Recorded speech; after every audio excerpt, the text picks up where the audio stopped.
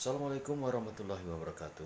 Senang kembali kita ketemu pada perkuliahan yang tanpa kita sadari kita telah masuk kepada perkuliahan pertemuan yang kelima. Kali ini topik menarik yang akan kita angkat dalam perkuliahan yaitu tentang Al-Quran sebagai sumber segala ilmu pengetahuan. Nah, sebagaimana kita ketahui bahwa Al-Quran itu adalah pedoman hidup umat Islam. Ya, Al-Quran menjadi pedoman hidup umat Islam, dan di samping itu Al-Quran juga merupakan sumber segala ilmu pengetahuan, karena di dalam Al-Quran sendiri banyak terkandung keutamaan tentang ilmu pengetahuan. Oleh karena itu, mari kita perbanyak tidak hanya membaca Al-Quran ya, tapi juga memahami isi Al-Quran, sehingga kita tidak hanya mendapatkan ilmu agama, tapi juga bisa belajar ilmu pengetahuan dari Al-Quran, sehingga bisa sejalan antara keselamatan hidup di dunia dan di akhirat dan kebahagiaan hidup di dunia.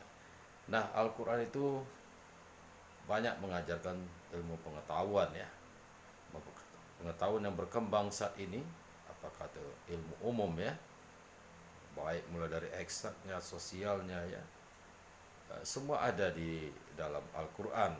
Tinggal bagaimana kita mengkajinya, mendalaminya ya, kesemuanya itu akan nampak ada hubungan relevansinya. Itulah yang kita sebut sekarang dengan integrasi keilmuan ya. Agama dengan ilmu umum itu akan bisa ditemukan, apalagi kalau kita rajin ya, tidak hanya membaca Al-Quran dan juga mengkaji, memahami isi Al-Quran dengan telaten, dengan sebaik-baiknya.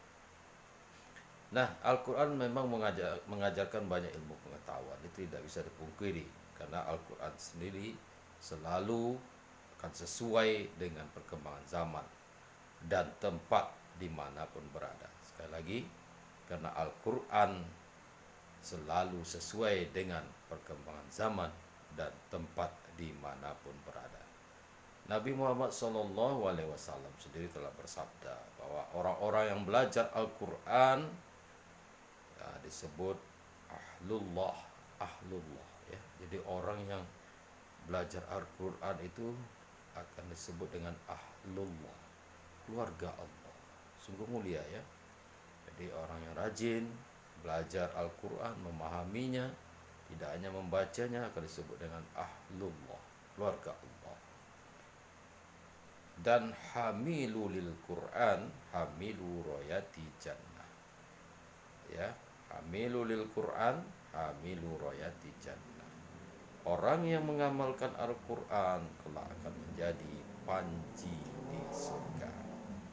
Jadi Nabi Muhammad SAW telah bersabda bahwa orang-orang yang belajar Al-Quran disebut ahlullah, keluarga Allah, dan hamilu lil Quran hamilu royati jannah. Orang yang mengamalkan Al-Quran, mempelajari dan mengamalkannya tentunya kelak akan menjadi panji di surga. Nah, sangat mulia sekali ya.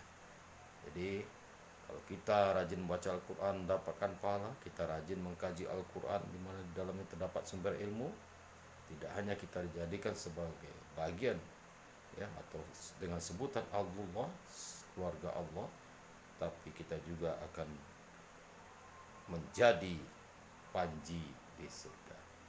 Sungguh mulia ya orang yang rajin ibadah, rajin baca Al-Quran dan rajin mengkaji Al-Quran, sehingga berkembanglah ilmu pengetahuan. Nah, Islam ini adalah hidayah daripada Allah Subhanahu wa taala. Nah, kitab suci Al-Quran adalah sumber utama ajaran Islam. Tidak ada satu buku dan kitab yang paling banyak dibaca dan dihafal di seluruh dunia, serta dikaji dari berbagai perspektif keilmuan melebihi Al-Quran. Oke, sekali lagi, tidak ada satu buku dan kitab yang paling banyak dibaca dan dihafal di seluruh dunia, serta dikaji dari berbagai perspektif keilmuan melebihi Al-Quran. Itu realitanya ya, faktanya. Nah, Al-Quran menyuruh manusia belajar dari sejarah dan mengambil perbandingan dari kejayaan dan kejatuhan umat-umat terdahulu dalam rangka menghadapi masa depan. Jadi kita, Al-Quran sendiri memerintahkan kita untuk selalu belajar, ya, belajar dari sejarah yang telah terjadi, ya, membuat perbandingan dari apa yang telah terjadi, baik itu kejayaan, kejatuhan, ya, umat manusia atau ilmu pengetahuan sebelumnya, maka ini akan dijadikan referensi dalam rangka menghadapi saat masa ini ataupun masa yang akan datang.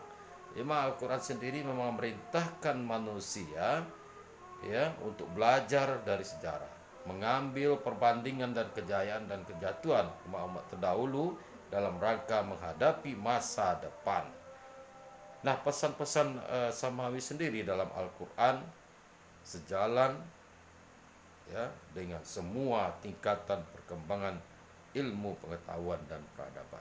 Jadi dengan belajar Al-Quran, bahwa pesan-pesan Samawi dalam Al-Quran sendiri sejalan dan semua tingkatan perkembangan ilmu pengetahuan dan peradaban.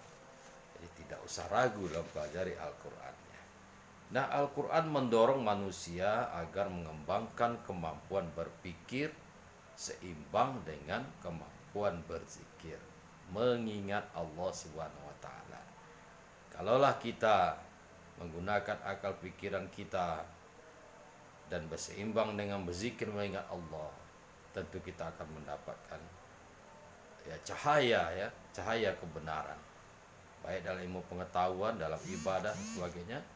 Kita tidak pernah melupakan berzikir, ingat Allah, sehingga ilmu itu menjadi ilmu yang bermanfaat dan ilmu itu bernilai ibadah.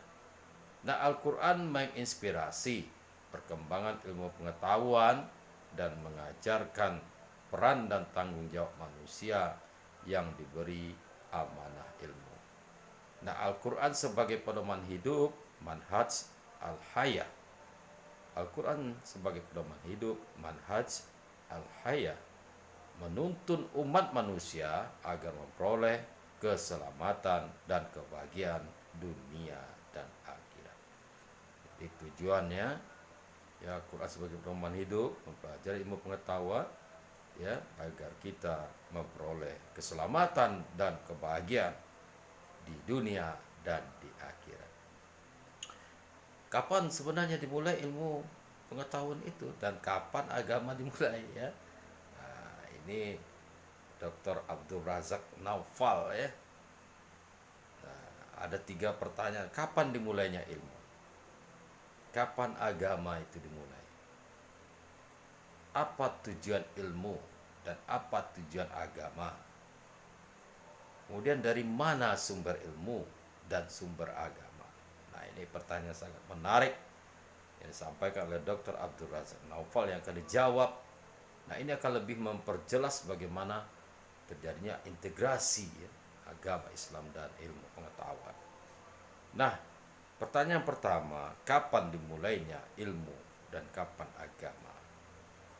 Ya, Dr. Abdul Razak Naufal mengatakan ilmu dan agama dimulai dari manusia pertama, Nabi Adam alaihissalam, yang diturunkan ke muka bumi ini untuk menjadi khalifah.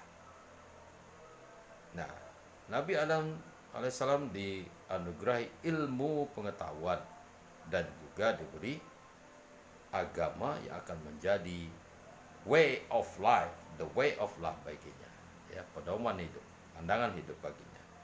Jadi ilmu dan agama dimulai dari manusia pertama, yaitu Nabi Adam, yang diturunkan ke muka bumi ini untuk menjadi khalifah. Dan Nabi Adam alaihissalam dianugerahi ilmu pengetahuan dan juga diberi agama yang akan menjadi way of life bagi Nabi Adam alaihissalam. Jadi agama dan pengetahuan itu tidak bisa dipisahkan, ya. adanya integrasi, harus saling berkaitan, disatukan. Yang kedua, apa tujuan ilmu dan kapan agama, dan apa tujuan agama. Jadi apa tujuan ilmu pengetahuan itu dan apa tujuan agama. Nah, tujuan ilmu dan tujuan agama adalah satu. Tujuan ilmu dan tujuan agama adalah satu, yaitu menciptakan kebahagiaan jasmani dan rohani manusia sebagaimana tercantum di dalam Al-Quran, ya. Jadi menciptakan kebahagiaan jasmani, rohani manusia atau keselamatan hidup di dunia dan di akhirat. Ini kalau ilmu pengetahuan integrasikan dengan agama. Agama diintegrasi dengan ilmu pengetahuan, mendapatkan ya kebahagiaan jasmani dan rohani, keselamatan hidup di dunia dan di akhirat. Nah, itu dia ya. Nah, yang ketiga, dari mana sumber ilmu dan sumber agama? Ya. Nah, sumber ilmu dan sumber agama ialah satu yang tidak terpisah, yaitu Allah Subhanahu wa taala. Nah, ya. Jadi sumber ilmu dan sumber agama itu adalah satu yang tidak terpisahkan, terintegrasi, yaitu Allah Subhanahu wa taala. Jadi ilmu itu seharusnya membawa kebaikan karena itu dari Allah Subhanahu wa taala. Nah, karena semuanya satu, maka akhirnya antara ilmu dan agama tidak mungkin akan terjadi konflik. Ya, jika dipertentangkan maka hidup manusia akan rusak dan dunia akan hancur. Jadi ilmu dan agama itu jangan sesekali dipisahkan, itu terintegrasi. Untuk apa? Untuk kebaikan manusia sendiri. Ya, kalau terjadi pertentangan antara ilmu dan agama, maka manusia itu akan rusak dari dunia ini akan hancur. Kita lihat bagaimana manusia yang berilmu tidak berhalal akan dengan mudah menghancurkan manusia dan menghancurkan dunia ini. Tapi kalau manusia berilmu dan berhalal, maka dunia ini akan semakin sejahtera. Manusia akan semakin baik karena niat tujuannya adalah baik dan bernilai ibadah. Nah, itu harus kita pegang ya. Harus kita yakini itu. Nah, oleh karena itu Islam memanggil ya, memanggil segala macam ilmu pengetahuan supaya mempersatukan diri dengan agama. Integrasi itu memang harus diwujudkan, tidak hanya wacana dan cita-cita, ya. Islam memanggil segala macam ilmu pengetahuan supaya mempersatukan diri dengan agama. Dan para ahli, baik itu ahli ilmu pengetahuan dan ahli agama, agar bersatu, ya, mengabdikan diri kepada Tuhan dan mempersatukan tekadnya, ya, untuk kebahagiaan manusia dan alam seluruhnya. Jadi mari ya, integrasi ilmu agama dan pengetahuan umum itu penting, ya, karena tidak hanya memperoleh kebenaran karena sumbernya daripada Allah Subhanahu wa taala, juga memberikan kebaikan kepada manusia. Ya, kalau semua berlandaskan pada kebenaran agama, maka ilmu itu akan bernilai ibadah, akan membawa kebaikan kepada manusia, tidak akan membawa kehancuran atau kerusakan kepada manusia. Nah, upaya mencari ilmu pengetahuan di dalam dunia Islam bukan hal yang baru ya. Sebab sudah dilakukan para ulama sejak zaman dulu ya. Mereka mempunyai perspektif terhadap Al-Qur'an. Al-Qur'an bukan hanya petunjuk agama saja, tetapi juga sebagai sumber ilmu pengetahuan.